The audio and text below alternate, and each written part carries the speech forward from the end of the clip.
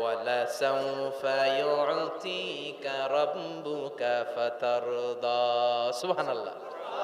ও নবী, অচিরে এমন এমন জিনিস দেব, এগুলো পেয়ে আপনি খুশি হয় নাই? খুশি করেন নাই আল্লাহ? চিল্লায় সুবহানাল্লাহ পড়তে পারবেন না? এবার আল্লাহ বিশ্বনবীর উপর 3টা অনুগ্রহ করেছে। কয়টা? এই 3টা অনুগ্রহের কথা বলবেন আর 3টা কর্মসূচি দিয়ে সূরা শেষ করবেন। শুনবেন? অনেক রাত হয়ে গেছে, থাক। 11টা 25।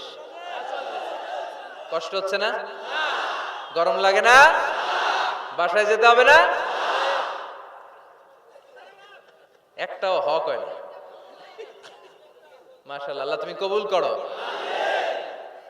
আল্লাহ বিশ্বনবীর উপর 3টা অনুগ্রহ করেছে। কয়টা?